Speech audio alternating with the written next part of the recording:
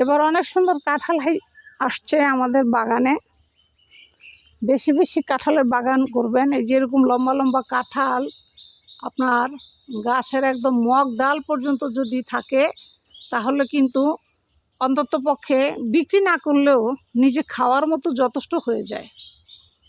দেখছেন কি সুন্দর লম্বা বিশাল বড় কাঁঠাল, লম্বা ইভেন বিশাল বড় কাঁঠাল।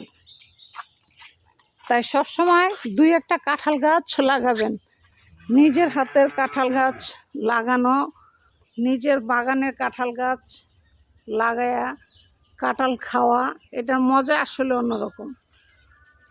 ঠিক আছে, একটা গাছে যদি আপনার 100টা কাঁঠাল ধরে, এগুলো তো খাইয়েই শেষ করা যায় না, আবার বিক্রিও করা যায়।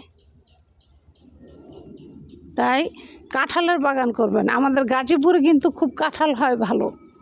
ঠিক আছে, আমাদের গাজীপুরে কাঁঠাল খুবই ভালো হয়, ইভেন খুব বড় বড় কাঁঠাল হয়, খুব সুন্দর কাঁঠাল হয়।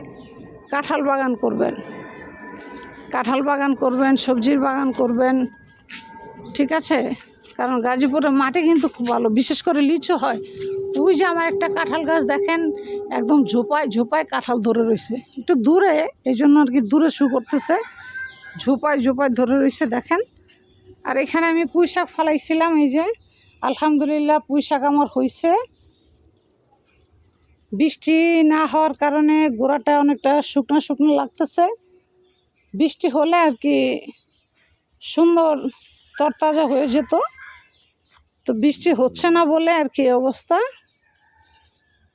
তো পুঁই শাকের চারা আসলে অনেকে বিক্রি করে, আবার পুঁই শাক এমন একটা ফল, মানে এমন একটা সবজি, এটা কন্টিনিউ আমরা সবাই খাই। পুঁই শাকটা কিন্তু সাধারণত আমরা সবাই খাই, আর পুঁই শাকটা সবারই লাগে। তাই বাসায় একটু জায়গা থাকলে ওইটাকে কোদাল দিয়ে কুবাইয়া তারপর সুন্দর করে বিচি ফালাই দিবেন, এই যে আমার মতো। তারপর দেখবেন অনেকটুকু জায়গা নিয়ে আপনার পুঁই শাক হবে, খুব সুন্দর পুঁই শাক হবে। অন্তত পক্ষে বিক্রি না করেন, নিজে তো খেতে পারবেন। ভিডিওটি ভালো লাগলে অবশ্যই মনে চ্যানেলকে লাইক সাবস্ক্রাইব করে চ্যানেলের সাথে থাকবেন, এটা অনুরোধ।